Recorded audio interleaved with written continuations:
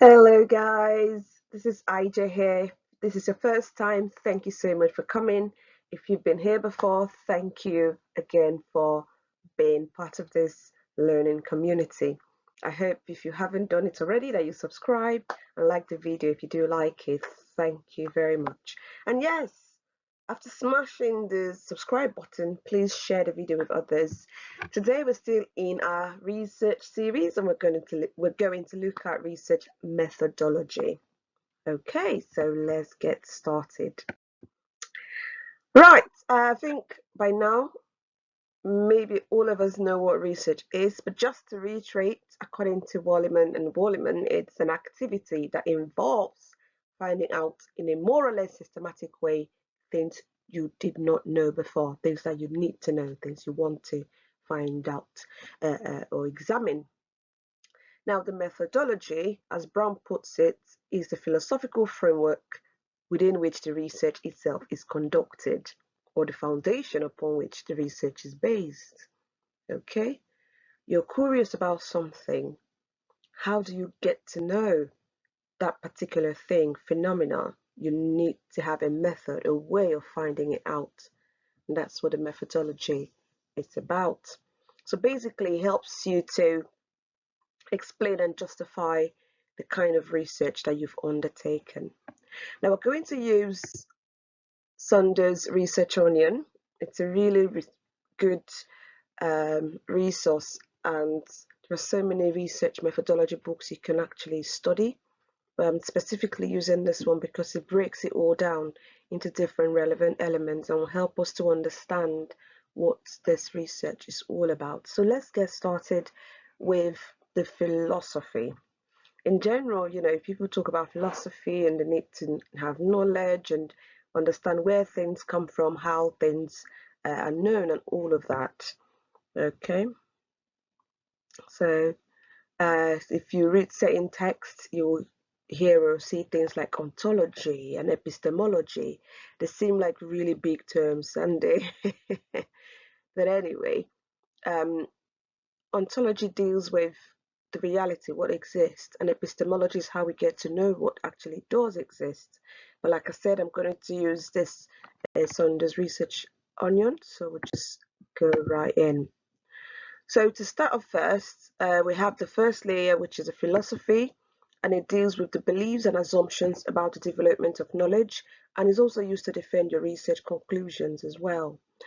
Now, if you look through history, most social science research methodologies, there seem to be this connection with science, and for science, it's very systematic. So that's how positivism evolved. It's really working with an observable social reality to produce law-like generalizations, as Saunders puts it. But basically, you believe as a positivist that knowledge is out there, is external to you. Okay, so you're trying to find it, you're seeking to find it. So it's very, very objective, very systematic as well. Interpretivism, however, after they've looked at the flaws of positivism and saying, oh, well, for example, it doesn't take into consideration human experience as it should, it's overly concerned with numbers and stuff like that. So others began to think about how can we actually begin to consider human interactions, okay?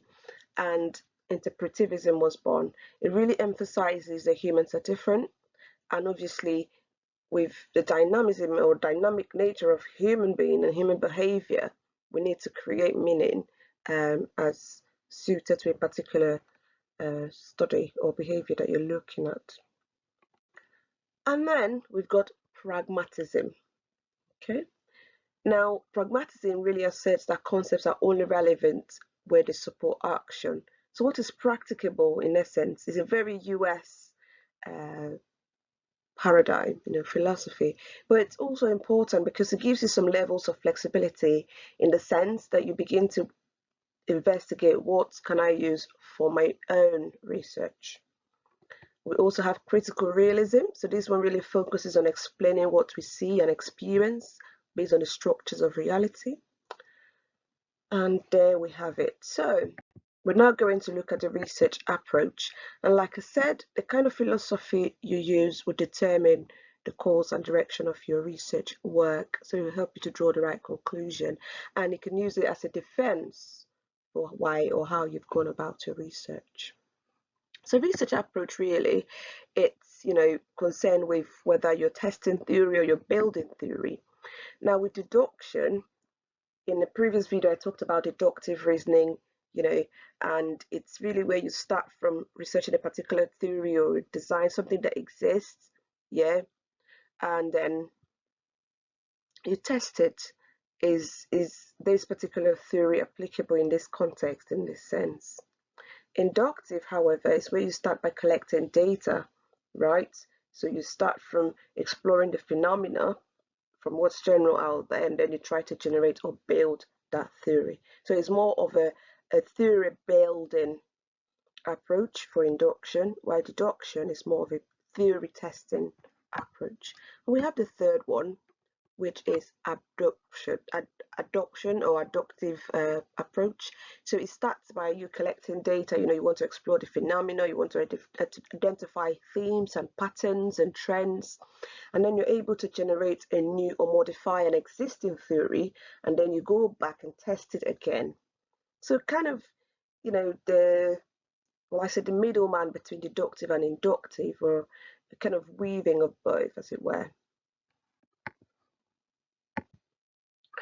Now we look at strategies. The strategies are ways in which you go about the research, the method in which you actually collect the kind of data that you want.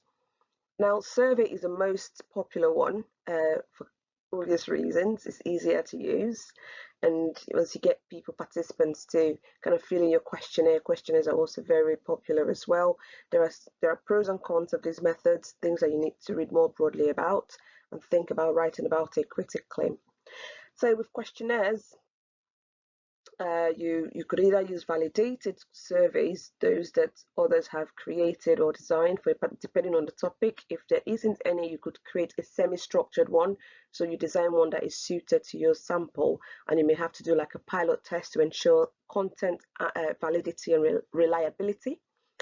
And then for the interview, you're free to obviously ask questions relevant to your own research. And one strategy I tell my students is to think about your research objectives. Your questions should be able to help you achieve your objectives or help you answer your research questions. All right. Now, when you're writing a research proposal, at the proposal level, you're telling us what you will be doing. Yeah. So for example, if you're going to use questionnaire, why questionnaire is important for your research, how it will help you support or answer your research questions.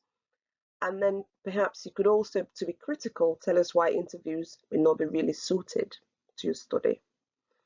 If you're writing up your methodology chapter, which is mostly a third or fourth chapter, depending on what your study is about and how you're going about it, your methodology chapter will sound more like a past tense. In the proposal level, is futuristic. This is what I will be doing. In the main work, in your thesis, it will sound, you'll be using more of past tense. So the researcher investigated, examined, collected data from, those kind of terms. Yeah. Questionnaires and interviews are the most popular ones, but others do have focus groups, use of case study, experiment, ethnography, different strategies. Again, it should be relevant to your research, and we can really delve in and look at these different strategies in depth in upcoming videos, so look out for those. So let's think about the methodological choice. Mouthful, isn't it? But anyway, it's just basically every research you can only use one method. So it's either you're using a mono method, which is basically either a quantitative methodology that deals with numbers, is more systematic, like we said, and that's where you use mostly questionnaires, or you're doing using a qualitative methodology within the mono method, so mono one, yeah, qualitative methodology, which is basically qualitative use of words, more of interviews. All right, you're investigating the phenomena and getting more data, verbal, written, whichever method, but really you're not just focused on the numbers and statistics, you use more of words. Or you could use a multi-method methodology, here using different strategies within the same methodology. So for example, for quantitative methodology, where you use like experiments and questionnaires, you could decide to use questionnaire and do an experiment as well. That's multi-method. Or if it's a qualitative methodology, here you can use survey interview, so just interviews, focus group, and you could also use a case study as well. So that's multi-method, using different choices, within a particular mono method. And then you could also have mixed methodology. The mixed methodology is where you combine both quantitative data collection and qualitative data collection. So you combine both methods. So mixed method is a single method comprising of two mono methods put together. All right. So in your research, for example, I see some students saying things like, I use two different methods in my research. Actually, you're supposed to just say, I use a mixed method methodology. Yeah. And clearly we know that a mixed method methodology is a combination of both quantitative and qualitative research methods. All right. So part of your proposal, we need to see your time horizon. It could be, just cross-sectional, so just a one-off, one-time data collection. This is mostly the case for master students and even PhD as well. Some may see the need to perhaps take data over time, and that will be longitudinal. So you need to do what's relevant to your own research. Ethics, very, very important. At a master level, your supervisor perhaps would, look at your ethics form. Your university will definitely have an ethics form for you to fill. So please do look out for that and complete it accordingly. Your supervisor can sign that off, but then again, just be sure whatever the method or requirements are for your university. At a PhD level, it would go through a committee. So getting that sorted on time is important. Now, why do you need to have this ethics in place? I mean, especially when you're dealing with human subjects, there's certain guidelines. For example, people need to be well informed, so you need to fill an informed consent form. That means they basically know what the work is about and they're interested, and they also have a right to withdraw if they're no longer happy for you to use their data. So these are important tips you should be aware of as well. Now, with your data collection techniques, you need to tell us your sampling. It could be probability sampling, it could be non-probability sampling. Most students use non-probability sampling for obvious reasons. You could readily assess certain sample rather than trying to do it in a more systematic manner. That's not to say you can't do. Again, it depends on the research, it depends on the focus.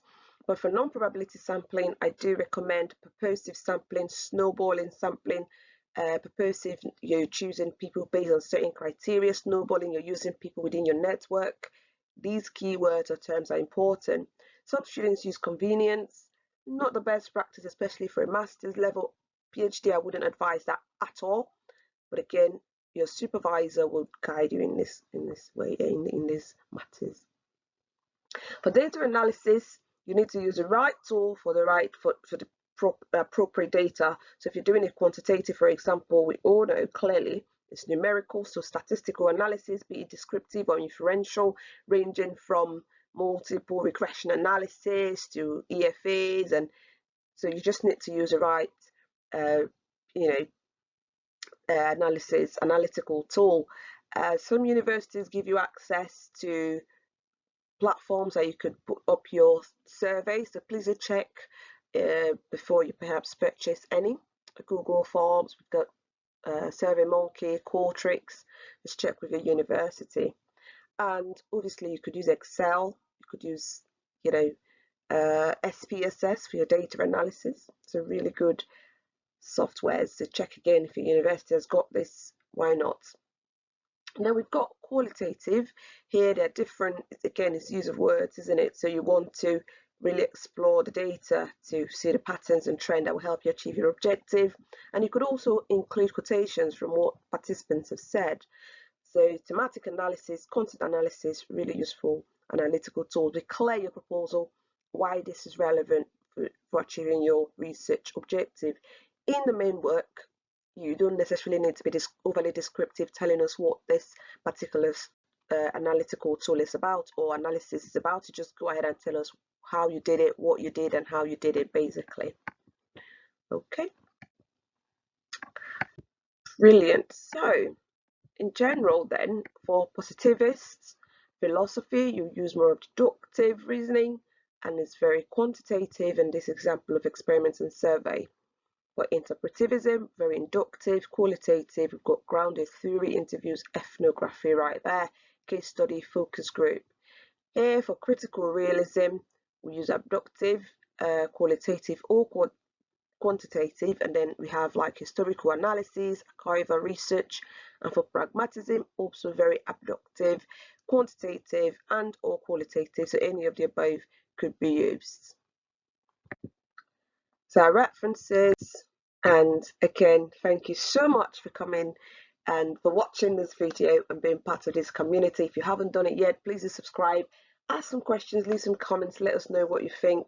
If you have a particular subject or topic you want us to cover, please do let us know. It's from the stables of Florence Gold Institute. And right here, we start from excellence. Go Excel, guys. Thanks again. Bye. Thank you.